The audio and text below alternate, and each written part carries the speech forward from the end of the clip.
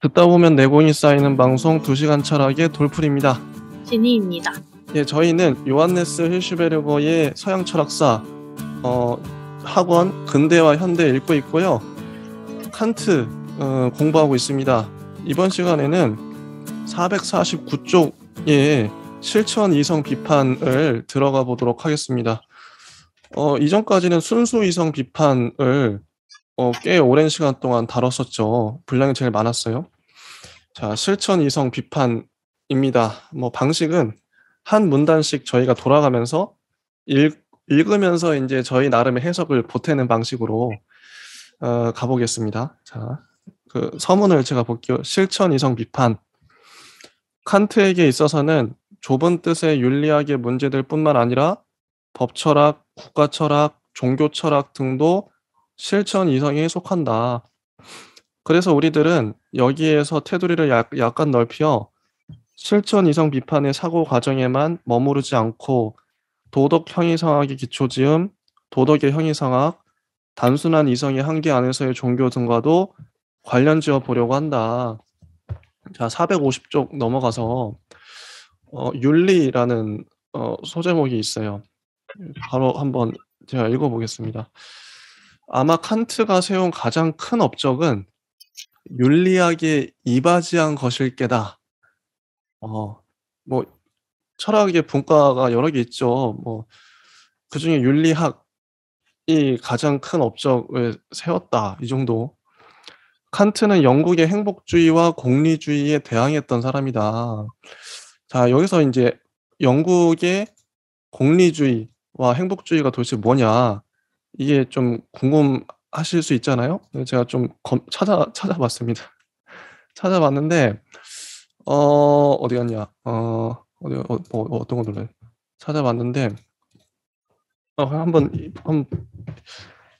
읽어드릴게요. 그냥 이거를 행복주의는 그 에우데모니즘, 에우다모니스무스 이렇게 나오죠. 이거는 그리스에서 소크라테스가 이제 말했던 것 같아요. 행복이 인간 행위의 본래적 동기, 인간의 최후의 목적, 윤리적 기준이라는 윤리설. 고대 윤리학, 데모크리토스, 소크라테스, 아리스토텔레스 등의 한 특징이며 또한 18세기 프랑스 유물론에서도 두드러지게 나타난다. 칸트는 윤리적 행위의 동기로서 도덕 법칙의 존경만을 인정, 일체의 경향성을 배제하는 입장에서 행복주의를 엄격하게 멀리하였다. 이게 네이버 지식백과 철학사전에 나와 있는 행복주의에 대한 설명이고요. 그리고 공리주의 관련해서는 이게 유틸리타리스무스 이렇게 나와 있는데 영어로는 유틸리타리아니즘이라고 나와 있고 나무위키를 보면 이 공리주의란 고전적인 규범 윤리 이론 중 하나로서 대표적인 사상가로 제레미 벤담과 제임스 밀, 존 스튜어트 밀 등이 있다. 영국을 중심으로 유행했고 최대 다수의 최대 행복이라는 말이 공리주의를 대표하는 명언으로 잘 알려져 있다. 공리주의자에게는 최대 다수가 최대 행복을 느끼게 하는 행동이 선하고 정의로운 행동이라는 뜻이다. 이런 거죠. 그래서 공리주의는 결과주의나 상황주의로, 쾌락주의로 잘 흘러가는 경향성이 있고, 그러니까 결과주의란 가장 좋은 결과를 불러올 행동을 해야 한다. 이런 이론이래요. 그리고 상황주의는 정해진 원칙 없이 그때그때 판단을 따른다. 그래서 행복을 극대화하는 행동을 해라. 그래서 이 원칙에는 어떤 원칙도 반드시 지켜야 하는 건 없다. 살인금지, 약속 지키기, 이웃 돕기 등의 원칙은 근본 원칙으로부터 파생된 원칙일 뿐이고 상황에 따라 폐기가 가능하다. 이 정도까지 간다는 거죠. 그래서 영국의 행복주의와 공리주의. 이거는 요즘에도 저희는 행복을 추구하니까 우리들은 어떻게 보면 다 행복주의자들 아닌가. 그리고 공리주의, 최대 다수의 최대 행복. 공리가 공공의 이익 이런 것 같아요. 유틸리티. 그래서 이게 되게 현대적이다. 이런 생각이 들었고, 어쨌든 칸트는 영국의 행복주의와 공리주의에 대항했던 사람이다. 행복주의와 공리주의는 윤리적인 선의 뜻을 잘못 해석했을 뿐만 아니라 경험주의와 심리주의의 경향에 따르면서 도덕의 초시간적 명령들을 생성의 흐름 속에 내맡기고, 따라서 이 명령들을 관습에 내맡겨 윤리학이 마침내는 사회학이 되도록 하려고 하기도 했다. 그러니까 행복주의와 공리주의는 칸트가 보기엔 윤리적인 선의 뜻을 잘못 해석했다는 거죠. 행복해야 된다 이런 것들이. 근데 너무 주관주의적이다. 그러니까 경험주의적이고 심리주의적인 경향이 강하다. 근데 칸트가 생각하기로는 도덕이란 윤리란 초시간적인 명령들이다. 그러니까 시간을 넘어선 거죠. 시간과 관계없이. 관습에 매이지도 않고 뭐 어떤 흐름에 매이지도 않고 사회학도 아니고, 이러한 상황에서 도덕적인 선의 순수성과 절대성을 다시 구원해낸 사람도 칸트였다. 윤리적인 것에 관한 칸트 자신의 이론은 시대의 제약을 받고 더욱이 일방적이기도 하나 윤리학을 자연주의로부터 떼어내고 그 이상적인 성격, 관념성을 다시 밝혀내는 그런 이론이다. 여기에서는 칸트가 이론 철학에 있어서와는 다른 출발점으로부터 시작한다. 여기에서는 주어져 있는 것을 제공해 주는 자가 이미 경험의 사실이 아니라, 원래 경험의 사실로부터 출발했었죠. 순수 이성 비판을 할 때. 근데 여기 좀 달라졌어요. 도덕적인 이성의 당위가 먼저인 거죠. 그래서 칸트는 로고스를 다시 심각한 문제로 삼는다. 칸트를 따르자면 도덕 법칙이 주어진 것이라는 것을 꿰뚫어 보기 위해서는 이 도덕 법칙이 경험적인 법칙이 아니라 근본적으로 입법자로서 나타나는 순수 이성의 유일한 사실이라고 하는 것에 주목하지 않으면 안 된다. 그러니까 입법자, 나는 이렇게 원하고 이렇게 명령한다라는 뜻이래요. 이게 이제 칸트적인 질감인 거죠. 가령 엄격하게 지켜지는 것이 아니기 때문에 경험 안에서 보기를 찾아낼 수는 없다고 하더라도 이 필연적인 사실은 여전히 주어진 것으로 되고 만다. 따라서 윤리적인 것의 사실은 칸트 윤리학에서 기본적인 것이다. 이 사실은 당위와 자유라는 두 요소 안에서 성립되는데, 이 두 요소는 완전히 독특한 것이고 바로 이런 점에서 윤리적인 것을 다른 모든 존재자들로부터 구별한다. 그렇지 않으면 사람들은 윤리적인 것을 다른 존재자들에 환원하려 했을 것이다. 예.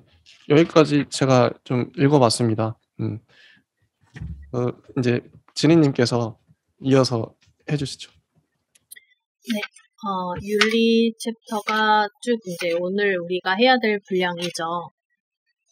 윤리 챕터 이후에 또 우리가 종교에 대한 이야기가 다음 주에 예비가 되어 있는데, 그 윤리에 대한 이야기의 소제목들을 쭉 살펴주시면 지금 읽어주신 부분까지가 윤리적인 것의 사실, 그리고 자유와 또 이제 윤리적인 것에 관한 이론이 이제 형식주의와 뭐 엄숙주의와 여러 가지들이 나오죠. 뭐 선천주의까지. 그랬을 때 우리가 이제 자율이라고 얘기하거나 인간 존엄에 대해서 얘기할 때 칸트가 왜 당위를 주장하게 됐는지, 오늘은 이것만 파악을 잘 해도 이 비판기 두 번째 저작인 실천 이성 비판에 대해서 조금이나마 알고 갈 수 있지 않을까 싶습니다. 그래서 도대체 왜 당위에 대한 얘기를 했는지, 그 당위가 사실은 여러 가지 조건부 말을 붙일 필요가 없는 그런 명령이잖아요. 그랬을 때 그것이 왜 필요하게 되었는지를 설명할 수 있다면 오늘 읽은 부분까지는 우리가 잘 읽었다고 얘기할 수 있지 않을까 생각합니다.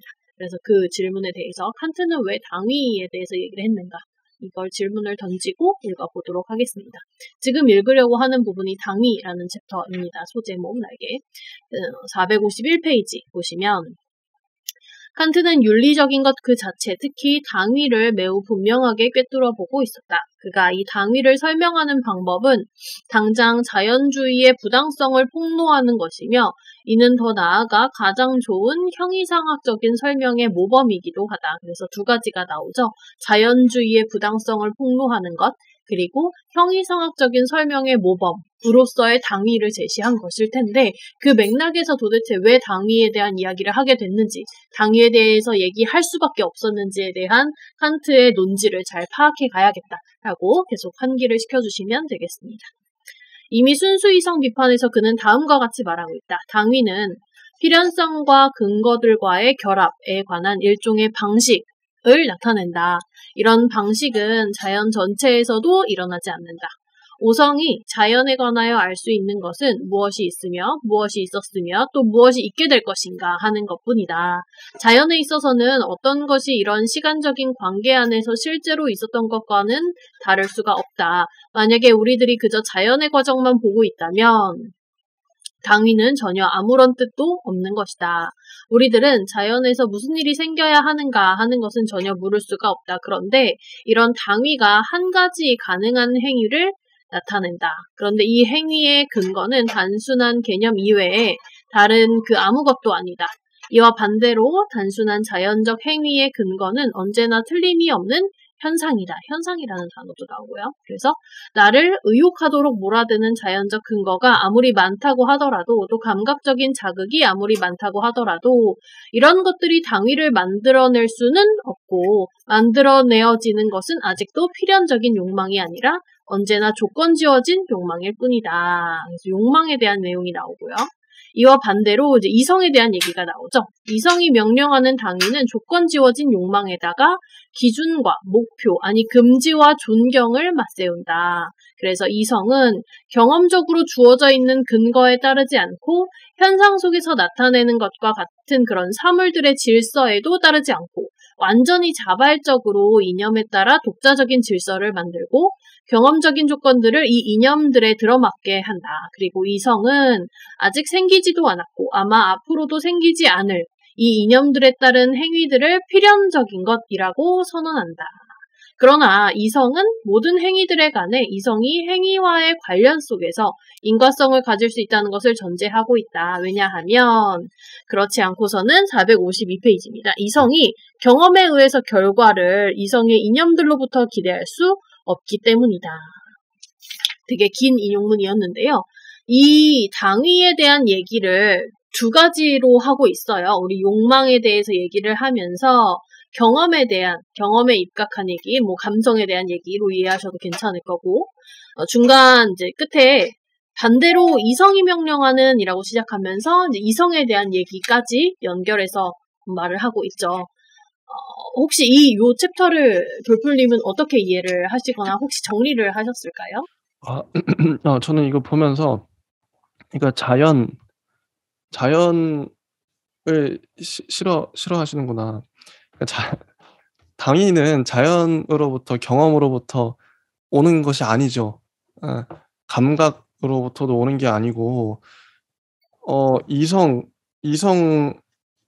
안에 이제 당위가 이제 내재해 있다고 봤는데, 그러니까 여기도 보면은, 뭐, 자연적인 근거가 아무리 많다고 하더라도, 감각적인 자극이 아무리 많다고 하더라도 당위를 만들어낼 수는 없고, 이런 게 있고, 이성은 경험적으로 주어져 있는 근거에 따르지 않고, 이런 게 있죠.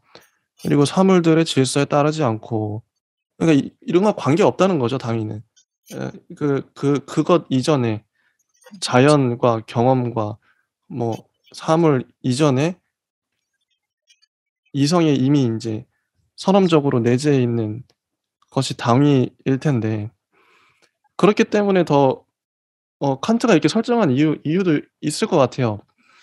만약에 당위라는 것이 경험이나 아니면 자연, 사물의 당위라는 것들이 있다면 그것으로부터 우리가 당위를 섭취한다? 받아들인다면 그러면 좀 인제 그 당위 그러면 안 될 것 같아요. 안 되고 이성으로부터 이게 당위가 선천적으로 주어져야 된다. 이런 거죠. 그래야 될 것 같아요. 칸트 철학에서는. 음.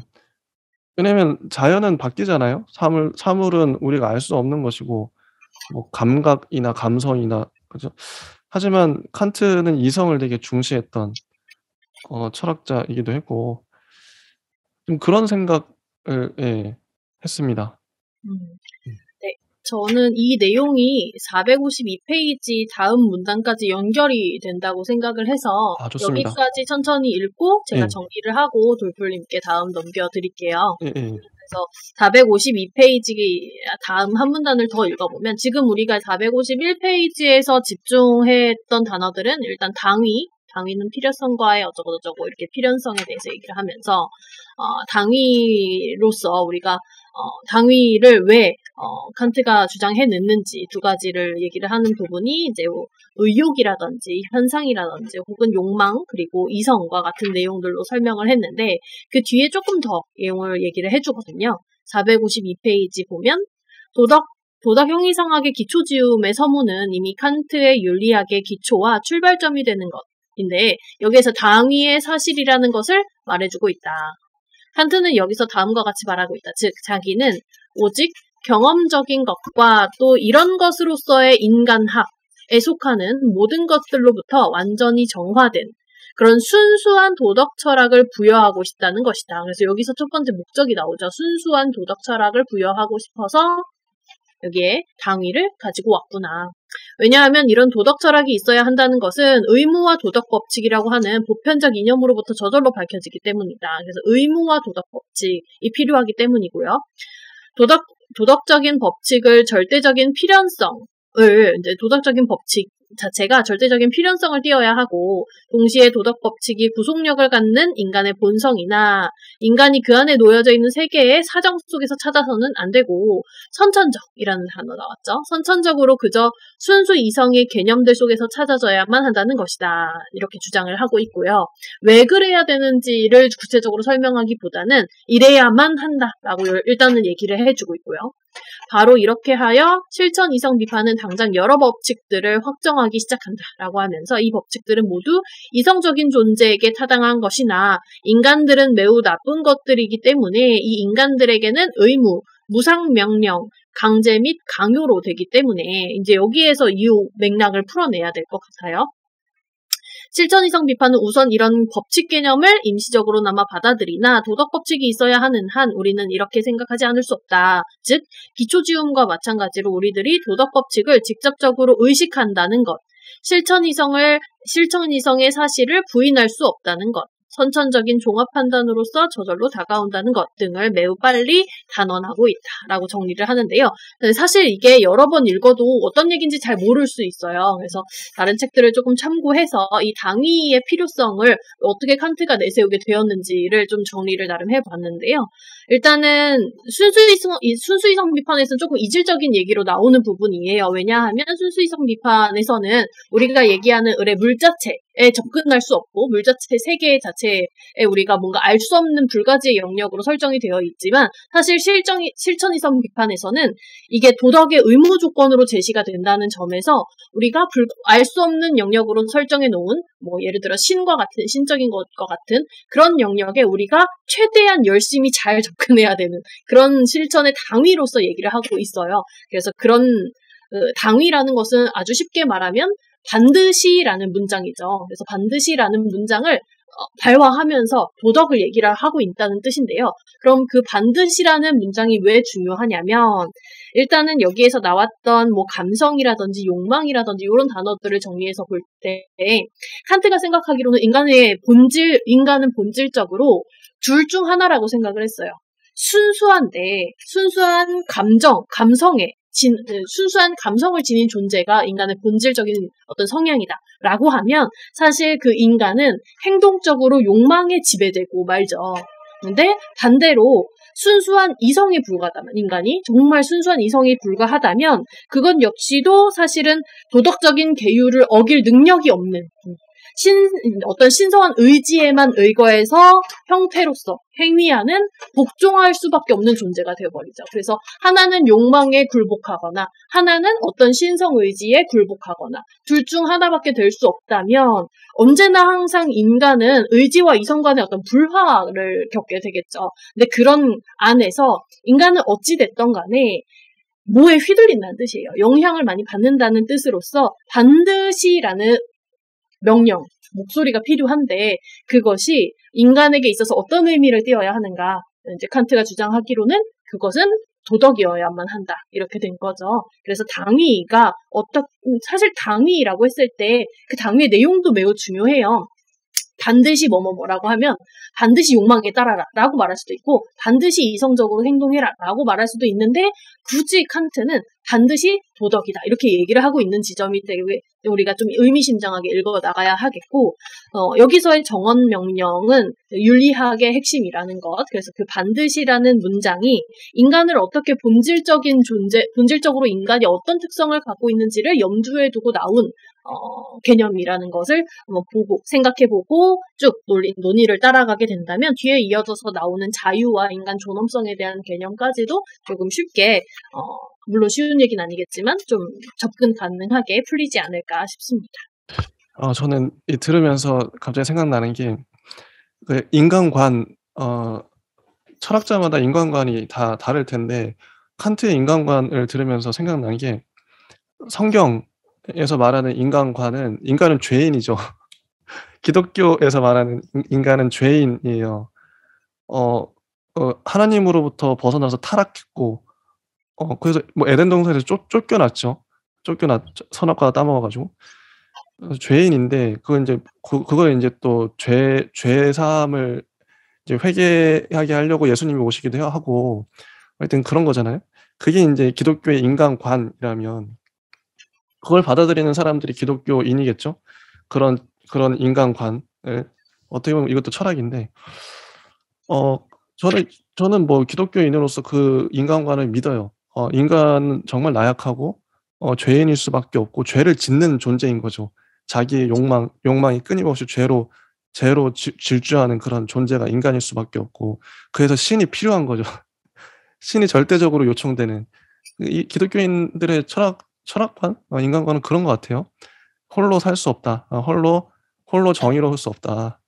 근데 그것과 묘하게 칸트는 아마 영향을 받았겠죠. 기독교인이었을 거고 당대에. 기독교적인 색채가 많이 묻어나는 것 같아요. 당위라는 것도 보면 뭐 뒤에도 좀 나오겠지만 십계명 이런 것도 "너는 뭐뭐 하면 안 된다. 뭐뭐 해야 한다." 이렇게 하나님이 명령하잖아요. 그것도 당위죠. 반드시 뭐뭐 해야 돼. 뭐 근데 명령이라는 게 저는 인간이 그런 명령을 받아야만 그렇다고 해서 인간의 주체성이 없어지는 건 아니고 이거 되게 묘한데 칸트의 이 당위를 그러니까 어떤 사람이든 간에 어쨌든 자기 철학 어떤 거에 무엇이든가에 휘둘리며 살고 있어요. 그게 돈일 수도 있고 아니면 자기의 어떤 신념일 수도 있죠. 종교일 수도 있고. 근데 칸트가 이런 식으로 당위를 내세우면서 윤리를 세웠잖아요. 이거는 오늘날에도 유효하지 않나. 이런 관점이 지금 인제 신이 좀 신의 위치가 위태로운 혹은 신이 사라진 시대가 현대라고 한다면 예전에는 어쨌든 뭐 서양 기준으로 신이 붙들어 줬죠, 세계를. 그 도덕적인 윤리를. 근데 지금 신이 없으니까 이게 진짜 막 나가잖아요, 인간들이. 무분별하게. 그럼 뭔가 붙잡아 줘야 되는데 뭐 지금 법이 그런 거일 수도 있겠지만 어쨌든 당위 하여튼 그런 생각이 들었고 한번 계속 보겠습니다. 452쪽 아랫문단인데요. 당위와 똑같이 칸트에게 있어서는 윤리적인 선택의 자유로서의 자유도 실천 이성의 한 가지 사실이다. 아까 당위와 자유 두 가지를 얘기했어요. 이 두 가지 동시에 얘기한 건 정말 탁월하다고 봐요. 당위만 있으면 사람이 숨 막혀 죽거든요. 의무만 가지고 사람이 아까 당위가 뭐라 그랬죠? 기준과 목표 아니 금지와 존경을 맞세운다. 이게 당위거든요. 금지와 존경. "너 이거 지켜야 돼. 이거 하면 안 돼." 어. 근데 이것만 있으면 사람이 죽어요. 답답해 가지고. 근데 이 자유를 줬어요. 이거 딱 기독교적인 인간관 아닙니까? 하나님도 선악과 딱 아니 이 에덴 동산에 아담 하와 딱 냅두면서 "야 너 에덴 동산에서 뭘 해도 돼. 그거 자유죠. 너 뭘 해도 상관없어. 근데 저 선악과만 따먹지 마." 이거는 금지. 예. 금지예요 당위. 그러니까 자유와 어떻게 보면 당위를 동시에 줬죠 하나님은. 근데 따먹는 바람에 인간은 그럴 수밖에 없는 존재인 것 같아요. 죄인이죠 그래서. 어쨌든 그런 건데 계속 보겠습니다. 윤리적인 선택의 자유로서의 자유도 실전 이상의 한 가지 사실이다. 자유와 당위의 무조건적인 법칙은 서로 모순된다. 모순되죠. 당위를 주장하면 자유가 억압되고 자유를 주장하면 당위가 안 설 것 같아요. 동시에 하기 좀 모순이죠. 그래서 자유는 법칙 자체와 꼭 마찬가지로 사실적인 것이다. 이게 문장이 재밌어요. 자 자유와 당위가 모순인데 서로 모순인데 그래서 자유는 법칙 자체와 꼭 마찬가지로 사실적인 것이다. 야 이게 무슨 말일까요? 재밌죠 문장이? 그래서 자유는 법칙 자체와 꼭 마찬가지로 사실이래요 사실. 모순되기 때문에 사실이라는 거죠. 제가 예전에도 그 진리는 그러니까 모순을 갖고 있으면 진리가 사실 진실 그러니까 모순되는 지점이 있으면 진실로 보인다. 이런 얘기를 했던 것 같아요. 우주에 모순되는 것들이 참 많죠. 그래서 사실이다. 그리고 또 이 자유에도 무조건적이라는 성격이 주어져 있다. 무조건적. 조건이 없어요. 무조건적으로 당위처럼 우리는 감각적인 경험의 세계와 공간, 시간적인 사실의 세계를 바탕으로 하고서야 비로소 자유를 인식하는 것이 아니다. 이게 책이라서 마지막까지 읽어야 이게 뭔 말인지 아는데 어쨌든 이게 아니라는 거예요. 자유를 인식하는 게 야 우리가 뭐 이 세계에 감각적인 경험의 세계에 뭐 시간의 사실 이 바탕으로 자유를 인식하는 게 아니에요. 이게 어 칸트가 말하는 자유는 이런 게 아닙니다. "이러한 세계에서는 절대로 자유가 발견될 수 없다." 못 박았죠. 왜냐하면 거기에는 인과적인 결정만 타당하기 때문이다. 인과, 원인과 결과. 자 좀 뭐 거칠게 말하면 이럴 수 있어요. 지금 칸트의 논의에서 자연 아까도 얘기했죠. 자연 뭐 세계, 이 현실, 이 물 자체가 있는 이건 부정적이에요. 그러니까 이 지금 우리가 경험하는 감각 세계, 이 감관으로 이 감성으로 이 깨닫는 이것만으로는 안 돼요. 여기에 자유도 없고 당위도 없어. 당위는 어디 있다? 자유와 당위는 선언적으로 내 안에 이성 안에 내재해 있어요. 요렇게 보면 긍정과 부정으로 좀 나눠 보면 좀 쉬울 것 같은데 이해가. 그래서 세계에는 자유가 없어요. 발견될 수 없다. 왜냐하면 거기에는 인과적인 결정만 타당하기 때문이다. 다 부정적으로 보고 있는 거예요. 즉 도덕적인 자유는 현상이 아니라 현상이 아니라 이성 자체의 선천적 사실이다. 자 도덕적 자유는 이성 자체의 선천적 사실이다. 음. 선천적 그 선험적 미리 있다 이런 거죠. 칸트 철학에서 이거 뭐 이따가 나오겠지만 자 형식주의, 선천주의 이게 되게 중요합니다. 자 이 사람의 틀이에요, 철학적인 틀. 근데 너무 강력하죠, 이 틀이. 이 사실은 당위의 법칙과 마찬가지로 공간, 시간적인 현실에 대립하는 어떤 절대적인 것으로서 현존하고 있다. 당위, 이 자유란 당위의 법칙과 마찬가지로 공간, 시간적인 현실에 대립하는 어떤 절대적인 것으로서 현존하고 있어요. 칸트는 실천 이성 비판에서는 당위를 그저 직접적 사실이라고 말하는 것처럼 보인다. 그러나 이와 반대로 자유는 당위의 전제라고만 보여지는데 그 이유는 자유에 관한 의식이 우리들에게 미리 주어져 있지 않기 때문이라는 것이다. 그럼에도 불구하고 그는 당위와 자유가 순수 실천 이성의 하나요. 동일한 자기 의식인지 아닌지를 깊이 생각해 보고 마침내는 순수한 의지를 객관적인 실제라고 일컫는다. 이 객관적 실제는 동시에 하나의 사실을 통해서 주어져 있는 바일 것이다. 그는 특히 판단력 비판에서는 자유에 있어서의 초감성적인 것이 또 사실로서 그 실제성을 행위 안에서 드러낸다고 단정하고 있다. 자유에 있어서 초감성적인 것이 사실로서 그 실제성을 행위 안에서 드러낸다. 그래서 당위뿐만 아니라 자유도 이성의 사실이다. 당위뿐만 아니라 자유도 이성의 사실이래요. 다 인제 지니님께서 해 주시죠. 마지막 문단까지 읽고 해볼게요. 그럼 제가 그럼 예.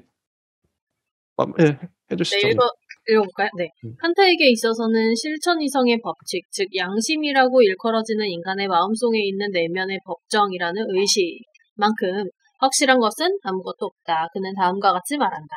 인간은 자기의 양심의 소리를 듣지 못하는 일도 있고 양심을 마비시킬 수도 있고 더 나아가서는 세계 전체가 마땅히 그래야 할 것의 보기를 보여주지 못할 수도 있을 것이다. 그럼에도 불구하고 인간은 그럴 수밖에 없고 또 그럴 수도 있는 것이다. 왜냐하면 인간은 당위와 자유를 얻어내는 것이 아니라 그저 갖고 있기 때문이다. 그래서 당위와 자유는 인간의 본질과 하나로 되어 있다. 라고 되어 있죠. 저는 맨 마지막 문장만 이해하면 다른 위의 것들도 다 천천히 이해해낼 수 있으리라 생각을 했는데요.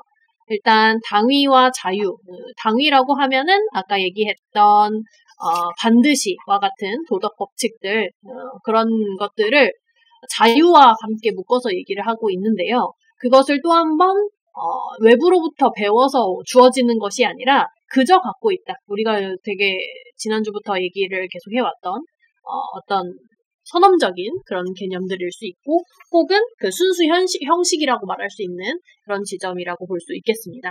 그래서 우리가 다른 단어로도 설명을 여러 차례 할 수 있을 것 같아요. 이제 칸트는 이제 도덕 법칙, 즉 이제 당위에 대한 문장, 반드시 문장을 도덕적으로 얘기를 해냄으로써 궁극적으로 하고 싶은 얘기는 야 너네들 도덕적으로 착하게 살아라 일 수도 있겠지만 사실은 그게 아니라 제가 보기에는 제가 이해한 바에 따르면 인간의 자유, 인간이 자유로운 존재다라는 걸 사실은 이 도덕 법칙을 통해서 드러내고 싶었던 것이 아닌지, 그리고 이 인간이 어떤 존재인지, 본질적으로 어떤 존재여야만 하는지에 대한 그 존엄성에 대한 영역을 자유의지와 바탕으로 우리 이제 도덕성과 연결을 해서 그렇게 보여주고 싶었던 건 아닌지 이해를 했습니다.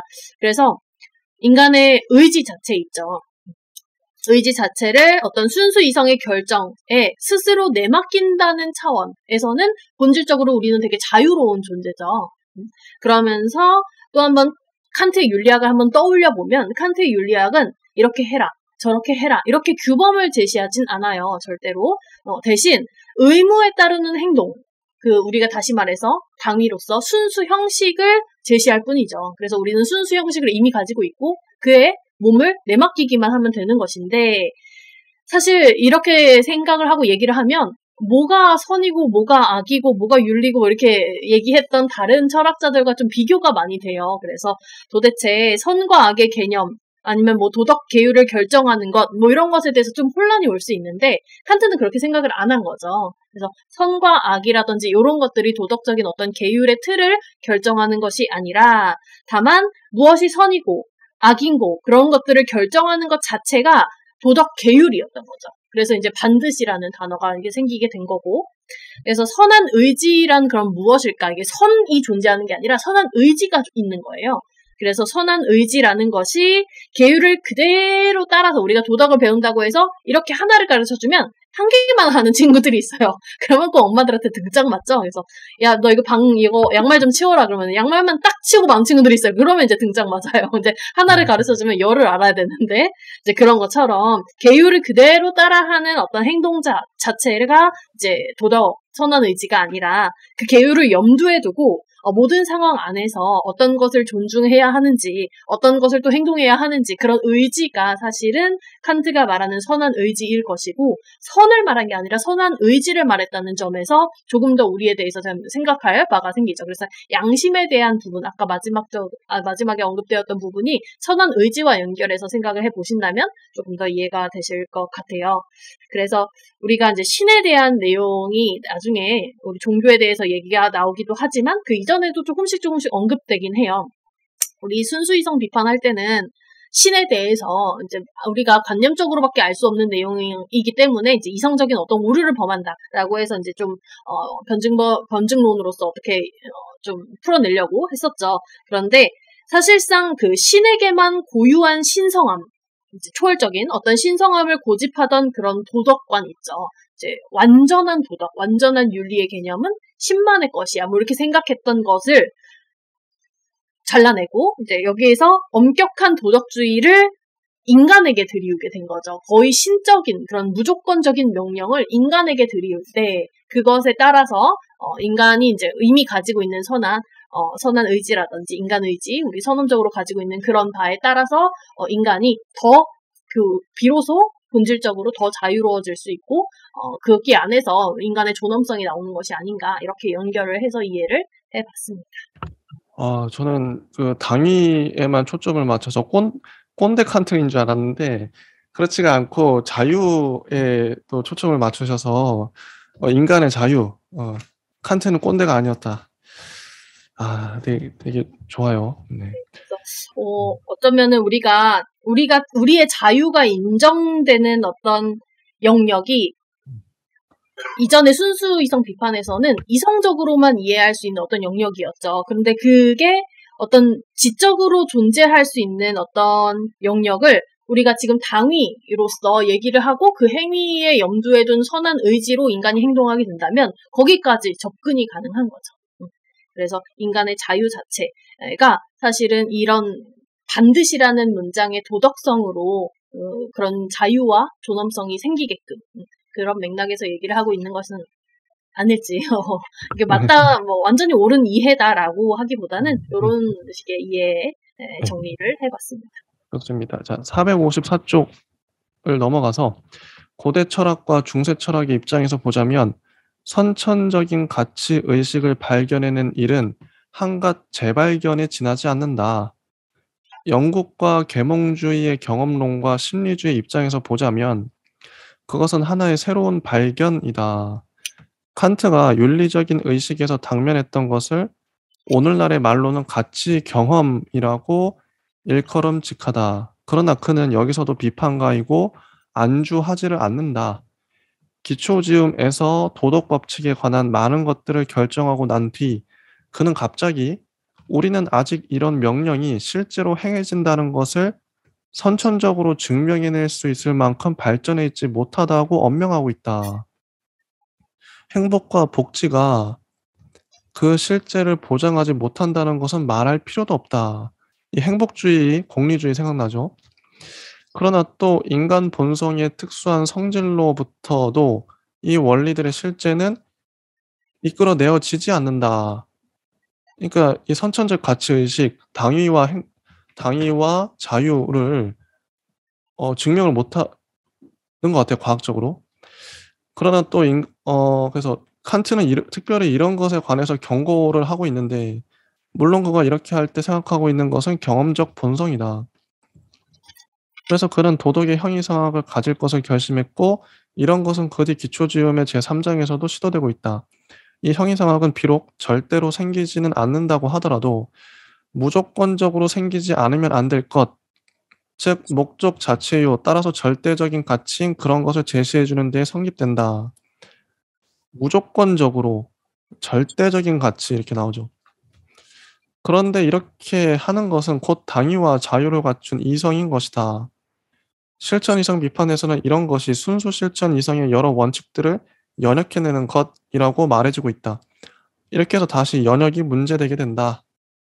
그러나 이 연역은 범주의 연역보다 어렵고 이론적, 사변적 또는 경험적으로 지탱되고 있는 이성의 노력에 의해서는 증명될 수 없고 또 경험에 의해서 보장될 수도 없다. 윤리적인 이성은 법칙을 부여할 때 이론 이성처럼 진료적으로 주어져 있는 것에만 머물러 있을 수 없다. 이 윤리적인 이성은 스스로의 본성에 따라 실천적이다. 그럼에도 불구하고 도덕 법칙은 그 자체로서 확립되어 있다. 그 자체로서. 도덕적인 법칙은 인간에게 그 자체에 대한 보편적인 주의를 드러내 보여준다. 자, 이 문단은 제가 봤을 때는 야, 이 당위와 자유에 또 근거가 있어야 될 거 아니야. 이게 왜 갑자기 튀어나왔나. 근데 칸트도 그 과학적인 것들을 어쨌든 그냥 절대적으로 있어. 무조건적으로 있어. 선험적이야. 스스로의 본성에 따라서 보편적으로 다 갖고 있어. 이제 이 정도는 설명할 수 있는 것 같은데 그런 걸 얘기해 주는 문단이 아닌가.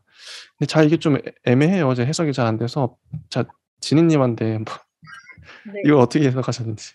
네, 앞에 했던 내용이랑 좀 비슷하긴 할 텐데, 이제 여기에서 나오는 우리 도덕적 형이상학의 정초라는 이런 원고, 그 부분이 다른 책에서는 윤리적 형이상학의 정초 뭐 이렇게 번역되기도 해요. 그래서 실천이상 비판 전집 안에 들어있는 그런 원고인데, 거기에서 이제 여기에 부분적으로 인용되어 있는 부분이 이제 다른 쪽에서도 책에서도 인용이 되는 것으로 보아 좀 중요한 부분인 것 같아서 가지고 와봤습니다.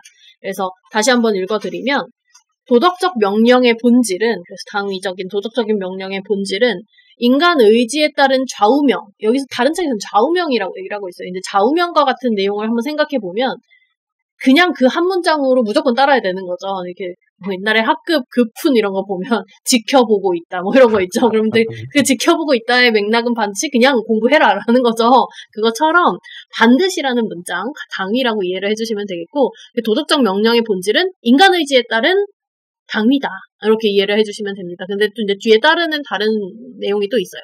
그래서 도덕적 명령의 본질은 인간 의지에 따른 좌우명, 그것이 이제 보편적인 법칙들의 원칙으로서, 그래서 보편적인 법칙의 원칙들, 아까 얘기했던 우리 선언적으로 주어져 있다라고 얘기하는 그 규범 제시가 아닌 반드시의 명령들, 또 아까 다른 어떤 단어가 나왔죠? 뭐 순수한 형식 이런 단어들이 나와 있었는데 그 보편적 법칙들의 원칙으로서 가치를 획득하는 방향으로 행동을 이끈다는 데 있다. 이렇게 문장이 정리된 다른 책에서의 인용을 가지고 와봤는데요. 이 뜻은 도덕적 명령의 본질이 이제 반드시라는 그 인간 의지에 따른 반드시, 이 두 가지가 되게 의미심장하죠. 인간 의지에 따라야 하고 당위를 가지고 있어야 하고, 그것이 또 한 번 보편적 법칙의 원칙이어야 하고, 그것이 비로소 가치를 획득하게 되는데 그 가치 획득은 행동을 유발하게 만든다는 거죠. 그래서 여기에서도 뭐 도덕적 법칙은 인간에게 그 자체에 대한 보편주의를 드러내 보여준다라는 문장이라거나, 아니면 뭐 이성처럼 진료적으로 주어져 있는 것에만 머물러 있을 수 없다라는 이런 문장들 한번 쭉 곱씹어 보시면 좀 이해가 가능하실 텐데, 다시 말해서 이제 우리 인간은 오로지 이제 어떤 것들을 선으로 받아들이게 되냐면, 오로지 이제 공동선을 추구하고, 그리고 타인에게 피해를 주지 않는 행위. 이제 기억이 나시죠? 아니 뭐 떠오르시죠? 직관적으로 떠오르는 그런 것들. 혹은 나에게 피해를 주지 않는다면 요런 행위들을 타당한 행위 혹은 도덕적 행위다라고 받아들이겠죠. 그리고 더불어서 나와 다른 도덕적 주체에게 대등한 그런 행위만을 우리가 이제 어떤 존엄성으로서 인정을 해야 되는 그런 류의 이야기들이 있을 텐데, 그것이 궁극적으로는 여기에서 나오는 도덕적인 어떤 명령에 따르는 것들이겠고, 이것이 더 나아가서 타인의 도구가 아니라 이제 목적으로서 간주하게 되는. 그래서 타인의 도구라고 하면은 정언명령의 반대에 있는 가언명령들이겠죠. 그래서 그런 것들이 아닌 목적으로서 이제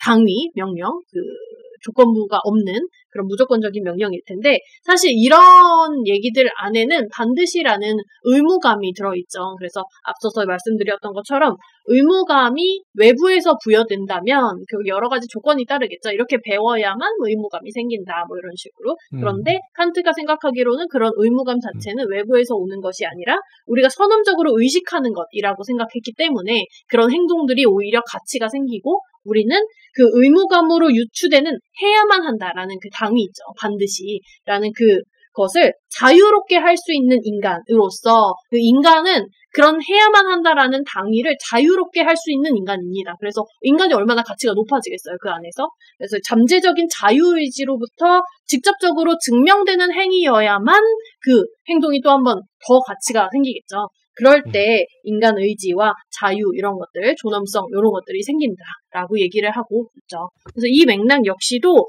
인간 본성의 특수한 성질로부터 뭐 이렇게 얘기하는 챕터들이 간간히 보이는데 우리가 좀 어려운 개념들일 수 있지만 하나하나를 정리해서 따라가다 보면 이 도덕적인 어떤 의무가 우리에게 이미 주어져 있고 어떻게 보면 이걸 쉽게 말하면 우리는 착한 사람으로 머리에 프로그래밍 되어 있는 거예요. 그래서 우리의 자유의지는 그에 따라서 갈 수밖에 없고 그에 따라서 당연히 우리가 그런 자유의지와 선한 의지로서 행동을 할 수 있는 존재라면 인간이 얼마나 존엄성을 가져야만 하고 인간이 그런 프로그래밍에 따라서 당연히 자유로운 존재여야만 하는 그런 개연성이 생기기 때문에 여기 칸트에서는 그 도덕성 그리고 당위가 얼마나 중요한지 그 선한 의지와 순수한 형식이 얼마나 중요했는지에 대해서 짐작할 수 있겠죠. 아니 그러면 칸트는 성선설이겠네요?